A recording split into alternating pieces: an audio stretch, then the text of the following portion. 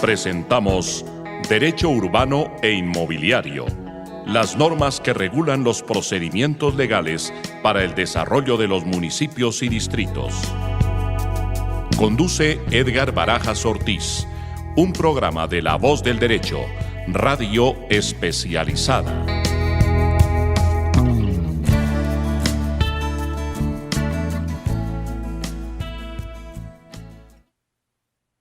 Hola, les queremos dar una muy cordial, sincera, pero calurosa bienvenida a cada una de las personas que en este momento nos están escuchando o nos están viendo en este segmento de La Voz del Derecho. Hoy les quiero presentar al doctor Edgar Barajas, ya lo conocemos, es el conductor de nuestro programa y también es especialista en Derecho Tributario. Y hoy vamos a hablar precisamente de un tema. Antes de darle paso al doctor Edgar Barajas, quiero dejarlos con el tema que es financiamiento de ciudad. Buen día, buenas tardes, buenas noches, según la hora que nos estén viendo. Doctora Janet Prieto, abogada de la Universidad Católica de Colombia, muy fuerte con el desarrollo de ciudad también, ya es una experta urbanista y hoy en día ya tributarista también. Hoy, ¿por qué llamamos financiamiento de ciudad? Cuando hablamos de financiamiento, hablamos de, bueno, la ciudad se desarrolla y de dónde sale la platica para que se desarrolle esa ciudad. Entonces, por un lado, una ciudad se puede endeudar. Por otro lado, hay dineros del nivel nacional. Pero principalmente las ciudades se financian por cargas urbanísticas y por cargas tributarias. Es de lo que hoy vamos a hablar. Entonces, vamos a darle el marco normativo a esto para que el escucha nos sienta lo que le queremos decir. Ok, sí, mire, es un presupuesto esencial de cualquier organización política o de cualquier estado la existencia y operación de un sistema tributario, ¿cierto? A través del cual se puedan obtener esos recursos. Aún en el estado liberal, donde la única obligación del ciudadano era no hacerle daño al otro, pero también es incontrovertible la existencia de que tenían que aportar pecuniariamente, ¿cierto?, para poder hacer que esa ciudad, ese estado donde vivían o vivimos, pudiera sostenerse, ¿cierto? En el artículo 95, ¿sí?, donde están consagrados todos los deberes de los ciudadanos, es tan importante esos deberes, ¿cierto?, que se elevó a nivel constitucional, precisamente en el numeral 9 nos habla acerca de eso, de la obligación, del deber que tenemos los ciudadanos de tributar, porque o si no, ¿cómo se sostendría ese Estado?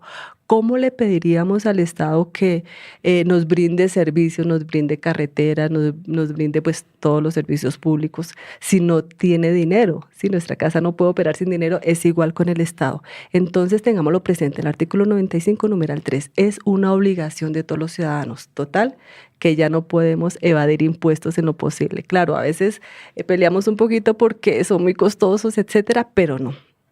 Hagámoslo y hagámoslo con agrado porque es para nuestra misma ciudad. Bueno, también ese presupuesto, ¿cómo se tiene que materializar? Entonces, en todas las constituciones de todos los estados, digamos que se fija, ¿cierto?, como los fundamentos de cómo se va a recoger esos tributos, ¿cierto? Y en nuestra Carta Política, en el artículo 338, se otorga esa facultad impositiva. No cualquier persona sí puede decir qué tributo se va a pedir al ciudadano, sino que solamente el Congreso, nos dice el artículo 338, las asambleas departamentales y los consejos distritales son los únicos organismos que están habilitados para imponer esas cargas fiscales o parafiscales. Correcto.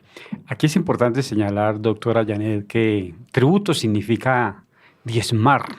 Incluso en principio fue un esquema religioso, pero el tema tributario es de bondad.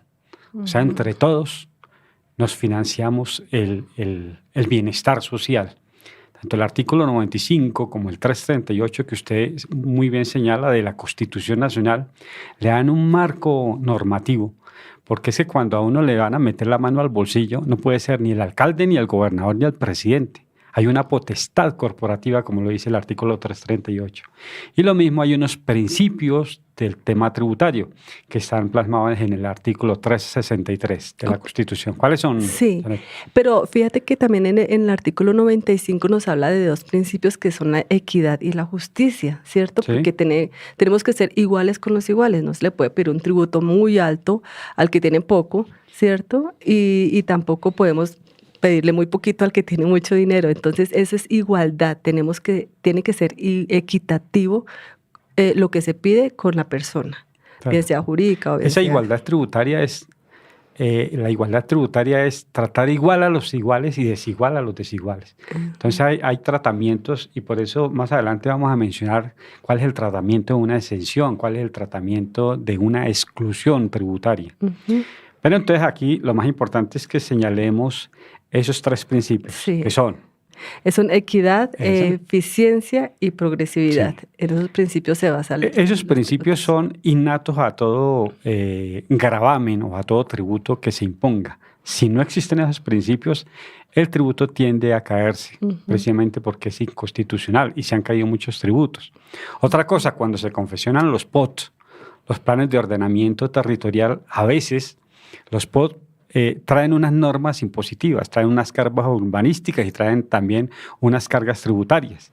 Y resulta que el Consejo no lo aprobó, entonces el alcalde se abroga la posibilidad de aprobarlo y después se le cae porque, como tiene temas tributarios, la potestad tributaria se le sale. Ya no se puede por decreto, sino que toca con potestad corporativa, como ya dijimos. Ok, sí. Sí, precisamente esos principios a veces uno los lee como tan severamente como, ay, eso no es lo importante es como el hecho gravable, bueno, todas estas características que tiene que tener un tributo, un impuesto, pero no, los principios es yo creo que lo básico y lo más importante. Da el marco. Exactamente. Bueno, pero muchas veces hablamos de tributos, de impuestos y uno dice, ay, pero tanta carga impositiva, ¿cierto? Tanta carga que tenemos los ciudadanos, porque no es solamente un solo impuesto, 2 impuestos, sino que nos damos cuenta que son muchos, muchos y cada día están sacando más y más impuestos. Eso es verdad. O sea, para financiar la ciudad, como ya dijimos, existen unas cargas urbanísticas. Uh-huh. Y existen unas cargas tributarias. ¿Cuál es la diferencia? ¿Qué es una carga urbanística? Y esto es importante saberlo. Una carga urbanística, cuando yo como constructor o urbanizador pienso edificar, me estoy beneficiando de unas densidades, ¿cierto?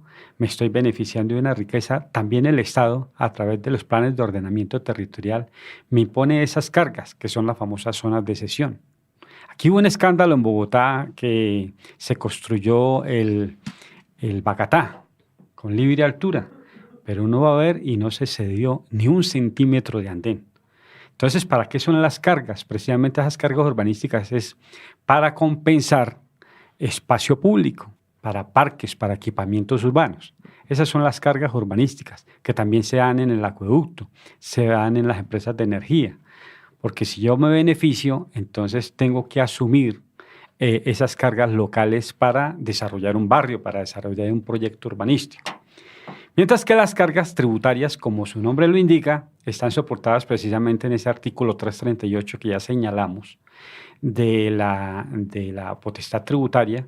Y esas cargas, esos tributos se clasifican en 3 tipos de tributos, que son los impuestos, son las contribuciones y son las tasas como tal. Esos son la clasificación tripartita que hay ahí. ¿Qué son los impuestos? Son aquellos que van directamente al fisco como tal. Y a los, bien sea si es un impuesto municipal, pues va al fisco municipal. Si es un impuesto nacional, como el impuesto de renta, pues va al fisco nacional.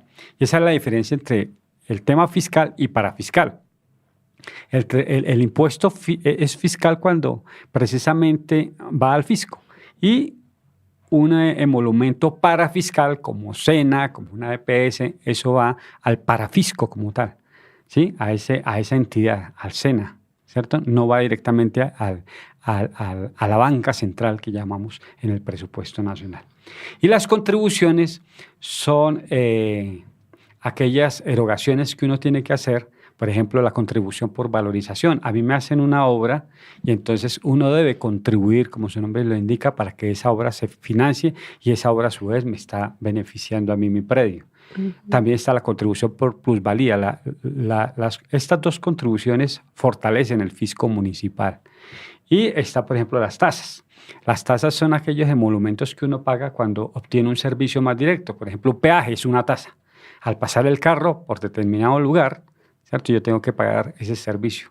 Cuando yo utilizo un avión, pago una tasa aeroportuaria. Esa es una especie de emolumento también. Y ya bajando, hilando más pequeño, podríamos decir que las tarifas públicas podían ser una especie de tributos. Por ejemplo, la tarifa del acueducto, la tarifa del Transmilenio, del transporte público municipal, del transporte público masivo como tal en las diferentes ciudades. Entonces, esas tarifas, como son públicas, pueden incidir y están reguladas también por la superintendencia respectiva. Entonces es importante señalar eso. Los impuestos, a su vez, existen impuestos locales e impuestos nacionales, como ya dijimos.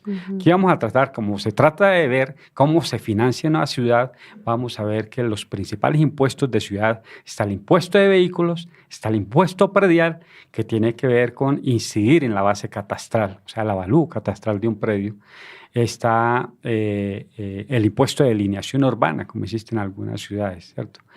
Básicamente esos dos impuestos son los que sirven para financiar ciudad. Y están otros impuestos que financian los municipios, de Güello y muchos otros impuestos ya eminentemente municipales. O sea, las contribuciones, a su vez, están, como ya dijimos, clasificadas en valorización y contribución por plusvalía, de lo que vamos a hablar ahora. Y existen las tasas urbanísticas también. Pero vamos a hablar, Janet, para que le digamos al oyente cuáles son esos elementos de la obligación tributaria. Son 5 elementos. A ver, Janet, cuenta. Bueno, son primero el sujeto activo, ¿sí? El sujeto pasivo, o sea, sujeto activo es quien en este caso es el que recibe ese dinero, el pasivo es quien lo paga. Sí. El hecho gravable. Para recordarle esto al oyente siempre señalo la mano. Con una mano, sí. La mano, y aquí están los 5 elementos. Esta es la mano de la causación tributaria. Entonces empecemos por el sujeto, el dedo gordito, activo, que es el quien recibe el tributo, ¿cierto? A nivel nacional la DIAN, por ejemplo, a nivel municipal la Secretaría de Hacienda, etcétera. El sujeto pasivo, ¿quién es? El contribuyente, ¿cierto? Correcto. O el responsable, que viene siendo como la misma persona, ¿cierto? O sustituto. Sí. Cuando es contribuyente es que le toca pagar como tal. El responsable es el caso, por ejemplo, de un notario que tiene que recaudar, ¿cierto? Si no recauda, por ejemplo, si no aplica la retefuente, entonces se convierte en sustituto si no lo hace porque es una obligación de él, prácticamente como recaudador de impuestos. Después viene el hecho gravable. ¿Qué es el hecho gravable? El hecho gravable es esa actividad en la cual el Estado decide, mediante ley o mediante acuerdo o mediante ordenanza, decide que una actividad se grave. Por ejemplo, el impuesto predial. El hecho de existir un predio a 31 de diciembre del año del periodo gravable causa ese tributo. Ese es el hecho. Y la base gravable, que es el cuarto dedito, es la magnitud de ese hecho gravable. Entonces, por ejemplo, en renta se aplican unas depuraciones. En renta el Estado le dice a uno, usted tiene unos ingresos, también tiene unos gastos. Entonces, la fórmula de la base gravable es una depuración, ¿cierto? La base gravable del impuesto predial es el avalúo catastral. Ya sí, la base gravable del impuesto de vehículos es el valor del vehículo como tal, de acuerdo a las tablas que reposan en los municipios para este evento. Y por último está la tarifa. La tarifa es el porcentaje que se le aplica a la base gravable. Y entonces, esos 5 elementos son los que en cualquier análisis de causación, si usted analiza un contrato, uno mira si tiene efectos fiscales ese contrato o efectos parafiscales, porque si el contrato laboral tiene unos efectos parafiscales, si el contrato es un contrato de prestación de servicios, tiene unos efectos fiscales, tributarios. causa diferentes impuestos dependiendo de la magnitud de ese contrato. Bueno, y las retenciones, de pronto muchas personas piensan o pensábamos que también es un impuesto, pero ¿qué tienen que ver las retenciones? ¿Es un impuesto que se pide antes de muy o qué? importante esa apreciación porque la gente en lo común cree que una retención es un impuesto. Sí. Dicen retención en la fuente, es un impuesto. No, las retenciones no es un impuesto, es un mecanismo para anticipar un impuesto. Es una figura en la cual el Estado busca asegurar que el impuesto se recaude. Por eso existe rete IVA, rete ICA, rete fuente. Y entre otras cosas, recuerdo que el ICA, que es Industria y Comercio y Avisos, también es una fuente de ingresos para financiar ciudad, de que es lo que estamos hablando. Uh-huh. Bueno, en el impuesto predial, pues ya nos decías que recae sobre la propiedad del inmueble, ¿cierto? ¿Y la base es el autoavalúo catastral? Sí. Aquí no es el avalúo comercial, sino el catastral. Exacto. El Estado, a través de la ley de presupuesto de hace varios años, desde el año 2000 para acá, ha querido que el avalúo catastral se acerque al avalúo comercial como tal. Ya ha habido, incluso aquí hicimos un programa en La Voz del Derecho sobre la problemática de la actualización catastral que sucedió en Bucaramanga, que sucedió en Cali, que sucedió en Tunja, ¿cierto? Que impactó el bolsillo abruptamente de los ciudadanos. Y se rompería como el principio de equidad, ¿cierto? Ahí se rompieron los principios, incluso el de progresividad, que es esto, recaudar a los que más tienen, ¿sí? De acuerdo a su nivel de ingresos, pues se les aplica más fuerte ese tributo. Porque puede Entonces, la base gravable, lo que me está preguntando, doctora Janet, precisamente es el avalúo catastral. Y el avalúo catastral existe a nivel nacional un instituto, que es el Instituto Geográfico Agustín Codazzi, donde reposan los avalúos catastrales nacionales. Y a nivel de Bogotá, Medellín y Cali tienen sus propios catastros. Uh-huh.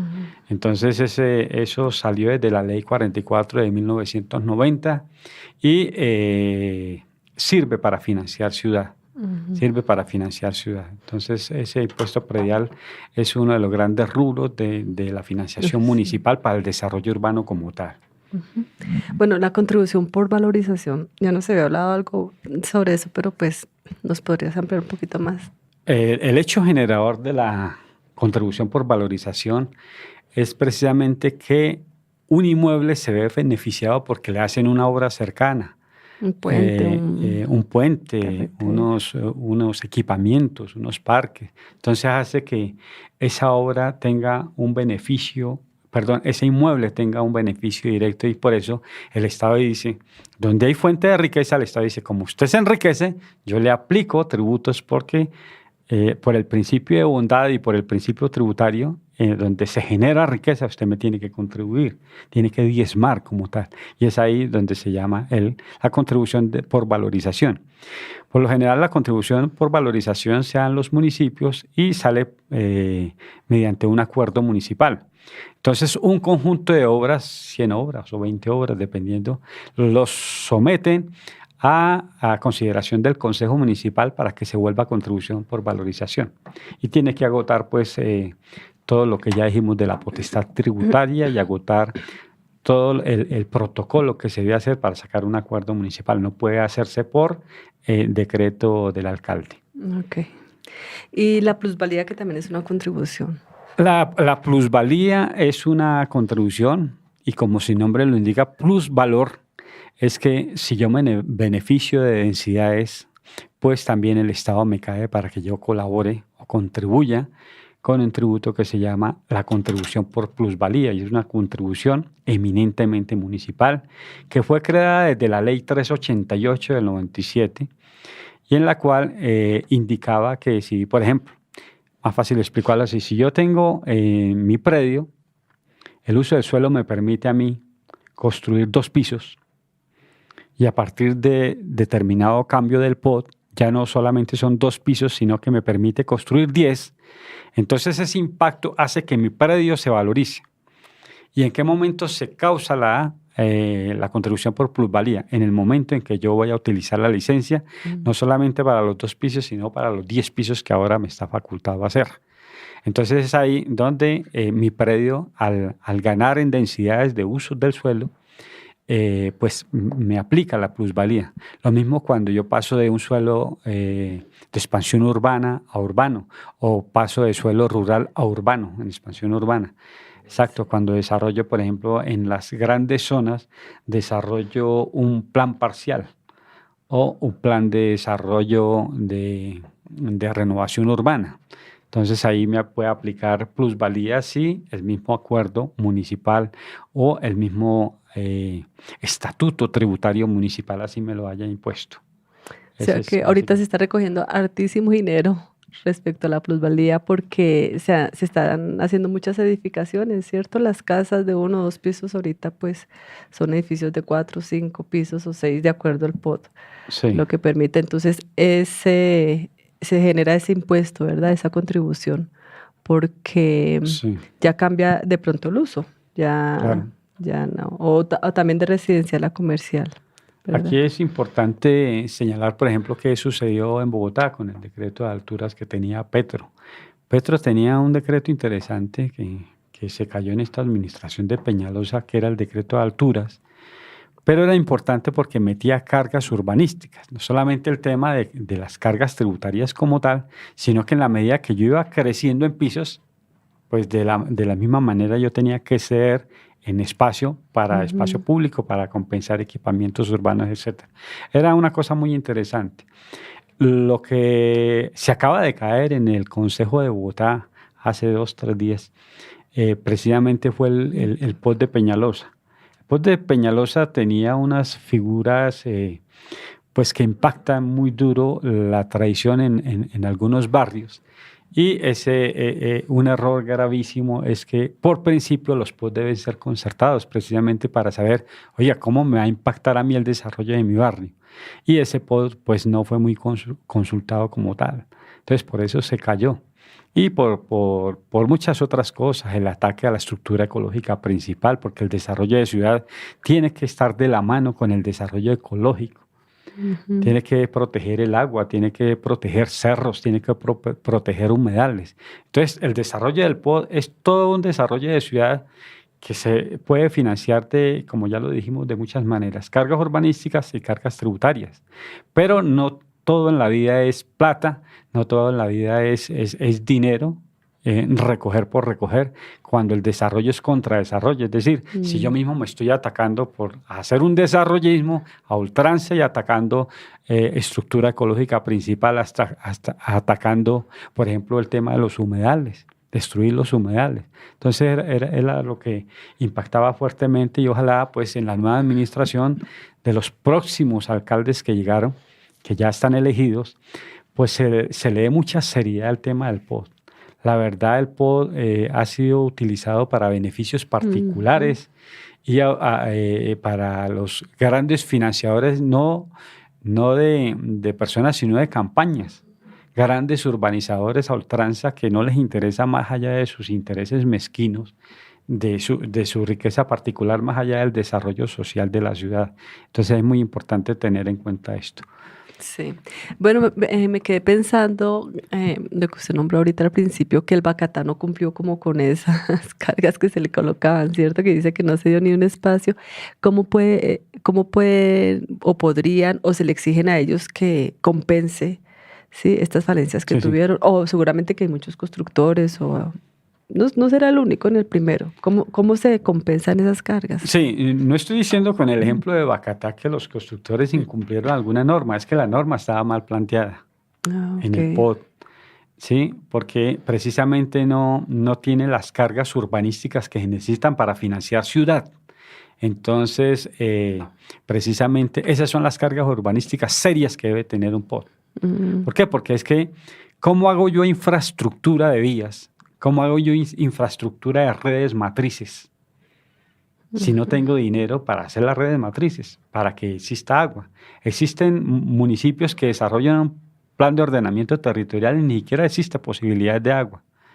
Lo que llamamos la posibilidad, la viabilidad. Sí.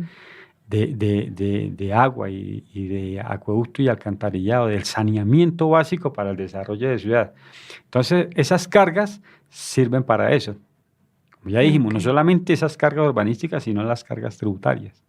Pues sí. Además de los otros esquemas que hablábamos, de endeudar ciudades, de tener bonos de financiamiento de ciudad, bonos urbanos como tal.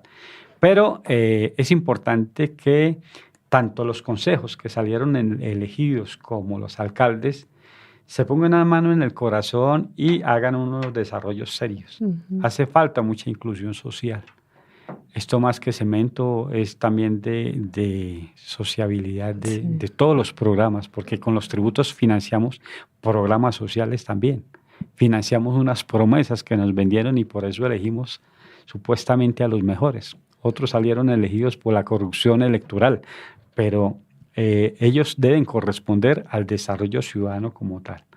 Entonces ahí están los incentivos de dinero que un gobernante o los gobernantes, los concejales, los asambleístas pueden echar mano para financiar su ciudad y sus departamentos. Okay. Entonces, en síntesis, podemos decir que el pago de los tributos, especialmente los impuestos, en nuestro Estado, ¿cierto? Social y de derecho, sirven, pues, lo que el doctor acaba de decir, para que la sociedad sea más equitativa, para que realmente esa dignidad humana que reza la Constitución, pues, sea igualitaria, ¿cierto? Y sea realmente justa, y para los que tienen menos recursos, también tengan una calidad humana aceptable y adecuada. Para eso servirían esos impuestos. Pero entonces yo creo que la invitación es para cada uno de nosotros que paguemos esos impuestos a conciencia. Y los que manejan ese dinero, Hacienda, bueno, todos los que manejan esos dineros, que les den el destino adecuado, que no se lo roben. Porque es que uno a veces dice, ay, pero pagar tanta plata, tanto impuesto para que se lo roben. Entonces no se los roben. Ojalá que realmente tengan el destino adecuado. Sí. En ese, la doctora Janet acaba de tocar un punto muy importante. Primero, que se ha pagado la cultura de pago. Si esta es cultura ni siquiera de evasión, sino de elusión. Existe una cultura tributaria de mirar a ver cómo no pago. Sí. Y a su vez, quien recauda, o las personas quienes recaudan, miran a ver cómo echan mano de esos recursos, como si a futuro hubiese pobreza. Son esquemas de pobreza que ya lo hemos hablado acá. Sí. Pero el tema tributario tiene que cambiar mentalmente. Sí. Existe un esquema precario, un esquema de mentalidad de pobreza, y por eso hace que ni yo quiera pagar los tributos y el que los recauda se los quiere robar, pensando que el mañana no va a haber. Y resulta que ha habido también unos ejemplos muy claros sobre el tema de que se puede hacer ciudad. Hay alcaldes que han salido con la bandera en alto porque le dijeron de un momento a otro no a la corrupción y le han dado sus cachetadas al consejo. Y estas elecciones han recobrado un poco eso. También es una cachetada para los que se han portado mal. Pero el tema es, como dice la doctora Janet, conciencia ciudadana. Tanto del que deposita, tanto del contribuyente, tanto del responsable, como de quien recauda los impuestos. Okay, sí, porque... Bueno, yo creo que hablando de tributar se nos acabó el tiempo y la bondad nos llama a que mejoremos en ese esquema de financiamiento de ciudad, que se contribuir a la dimensión del urbanismo, al hábitat, al equipamiento, a toda la socialidad que se necesita para poder convivir en ciudadanía. Doctora Janet, pues muchas gracias por acompañarnos en este programa, y a todos los oyentes, gracias por escucharnos y por difundir nuestra voz del derecho urbano e inmobiliario. Muchas gracias. Han escuchado Derecho Urbano e Inmobiliario, las normas que regulan los procedimientos legales para el desarrollo de los municipios y distritos. Condujo Edgar Barajas Ortiz, un programa de La Voz del Derecho, radio especializada.